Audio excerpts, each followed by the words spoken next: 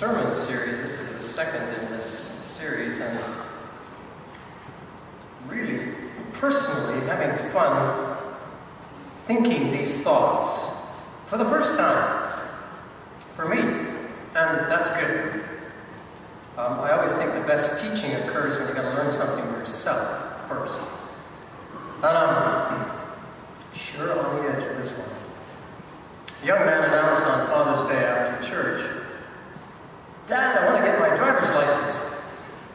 The father replied, "Okay, son, well, first you've got to get good grades in school and keep your room neat and make sure that the yard is fixed up and you got to cut your hair. Come back next Father's Day and then we'll see." Well, a year passed, and after church the young man came into the living room with his report card in his hand and, "Dad, I got great marks on my report card. I've been keeping my room as neat as a pin and the yard is always ship-shape. How about letting me get my driver's license?" His father replied, "That's all true, but one thing yet remains, son, you didn't cut your hair." And his son said, "But Dad, Jesus had long hair." And his father replied, "Yes, son, you're perfectly right." And he walked everywhere he went. So his son cut his hair and got his driver's license. And the family trooped up to the driveway and climbed in the car for the ceremonial ride. He was going to take them for the first time. And Dad immediately headed for the back seat, directly behind the newly minted driver. "I'll bet you're back there to get a change of scenery after all those months of sitting in the front teaching me how to drive," said the beaming boy to his father.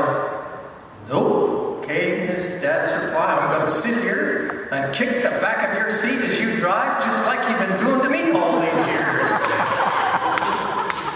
Well, on this Father's Day, I want to talk to you about family.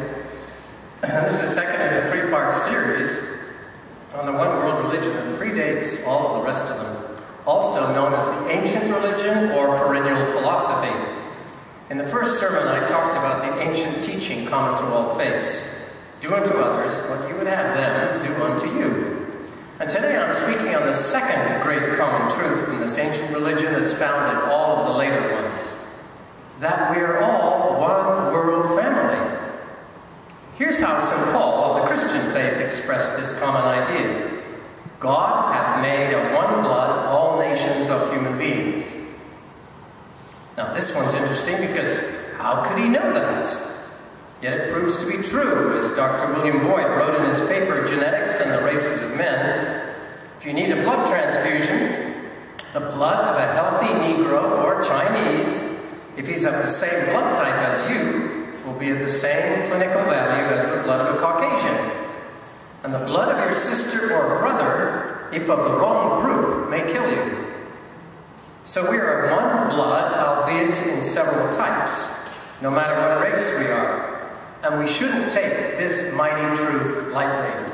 It means that despite differences, human beings are in actuality one family. DNA research says basically the same thing. The differences are incredibly small. Hinduism says all the sons and daughters of God, good people all, brothers and sisters, since created by one Father, no rooted difference is there between them. The Jewish prophet Malachi says, "Have we not all one Father? Hath not God created us?" And then, being a prophet, he has to ask this nasty question: why do we deal treacherously every man against his brother? Question to which I want to return. Islam says in the Hadith, all creatures are the family of God, and he is the most beloved of God who does most good to his family. So according to Islam, we are one world family. Everything that's alive is part of this great family. Shintoism says, do not forget that the world is one great family. Regard heaven as your father, earth as your mother, and all things as your brothers and sisters.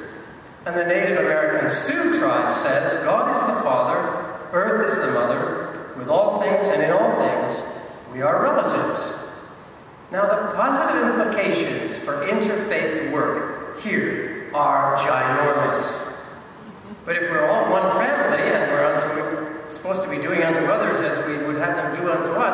What's the problem with the world? And now we get to Malachi's question. Why do we deal treacherously, every man against his brother? In the first sermon, I talked about the fact that we are hardwired to cooperate one with another. But over this hardwiring, there is an overlay of fear, competition, and the survival of the fittest, which is all learned behavior. But there's something else. The religions have bought into this overlay. For instance, the Abrahamic faiths have all got one common fault. They all teach, alongside of these truths, something that's quite incompatible with them. It's our way or the highway, the sin of exclusivism. Believe what we teach, become one of us, and you'll get to go to heaven. And the faiths compete with one another for converts. You know, I was brought up to believe, as a Protestant, that if you weren't saved, you were going to go to hell. The Catholic Church teaches exclusivism. You've got to be a good Catholic to go to heaven. So does Islam. So does Buddhism. If you don't become a good Buddhist, you're going to suffer endless reincarnations until you get it. And many fundamentalist religious institutions today go further and persecute those people who don't happen to believe in the, quote, right way. Historically, the church persecuted whoever didn't agree with the institution and had absolutely no conscience at all about burning people to death at the stake. But you know, I think that the problem is deeper than being inside or outside of a religion today. I was reading a book called Rising from Tahrir Square. It's the story of the Egyptian version of the Arab Spring. And I was utterly appalled to read of the torture inflicted on the citizens who wanted democracy. The police were unconscionably bloody and mercilessly cruel. You see, it didn't matter what Islam taught. It was ignored. For they turned against their own people, their brothers and sisters, whether they were devout Muslim or not. Why? Power, fear, suspicion, a bid to maintain control, driven by an ideology that permitted violence. So here's the trap we can fall into. When we begin to focus on difference, rather than what we've got in common, something terrible begins to happen. We open up the real possibility of suspicion, fear, hostility, cruelty, and hatred. Then at the smallest provocation, which can be real or just imagined, we begin to use violence, feeling that there's a necessity to our actions. Instead of maintaining the ancient understanding that we're one great, magnificent world family, we choose to forget that the ones we are starting to hate are really family to us. We're related by blood, by hardwiring, and by a spiritual bond. So what do we do about this problem? Well, I'm afraid it's complex, as usual. You see, religious institutions know in order to raise money or maintain power and get adherence, it's easier to exploit differences rather than what we've got in common. Religions compete with one another all the time. There are national religions. If you come from a specific region on the planet, it's likely historically that one religion would have dominated there. It's true with Islam, with Sunnis, Shiites, and Sufis. In Egypt, it's Copts and Muslims. In Ireland, it's Catholicism in the south and Protestantism in the north. Religions, you see, respond to prejudice.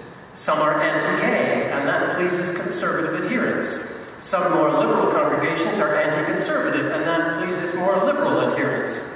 Some congregations are much more political than others. In America, some identify their faith solely with the Republican Party. Others identify with the Democratic Party.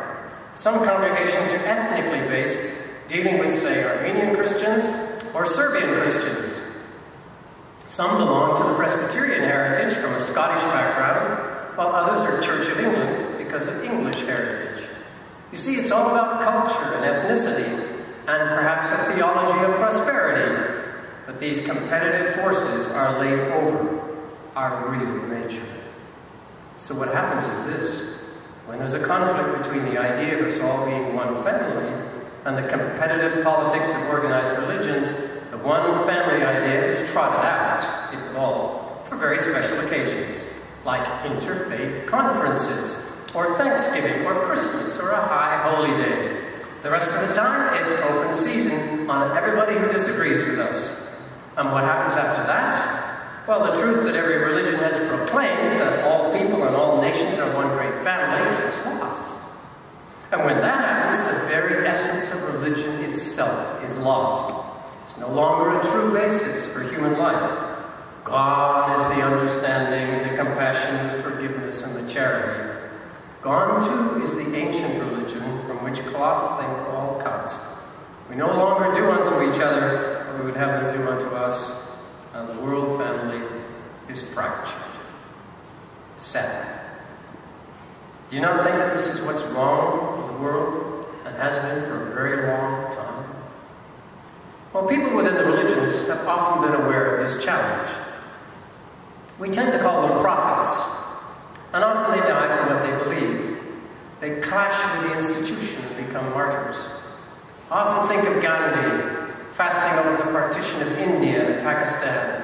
I think of that massive migration from India to Pakistan and from Pakistan to India, where millions of poor people were uprooted with all of their possessions for a long, weary trek. All because the religions couldn't get along with each other. And this failure to understand and be compassionate then is fundamentally wrong. It's just not right to teach exclusivism in any religion. This competitive overlay is false religion. And what suffering it has caused in history and what suffering it causes today whenever we forget that we are brothers and sisters of one divine parent.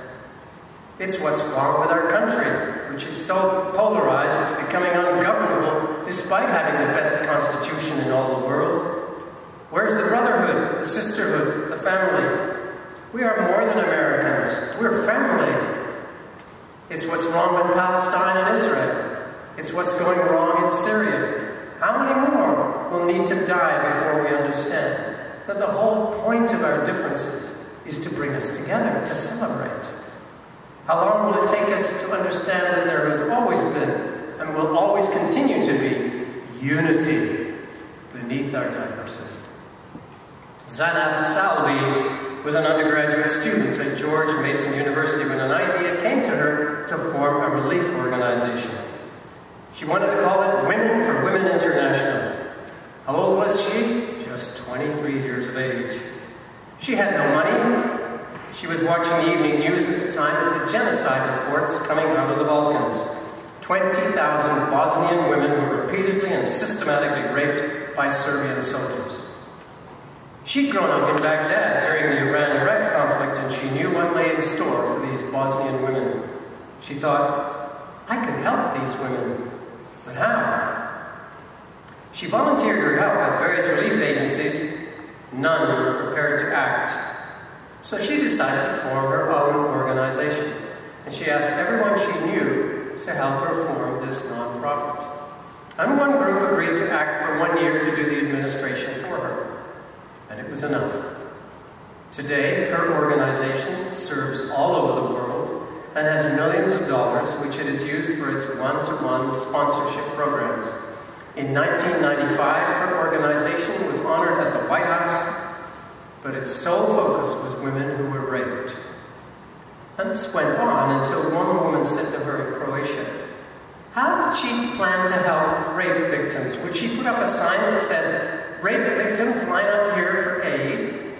Would she stigmatize these poor women further in order to try and help them? She met a woman who had escaped into the mountains after her home was burned, and rape was no part of her story. She'd been traumatized and had lost everything. Was she not to try to help her?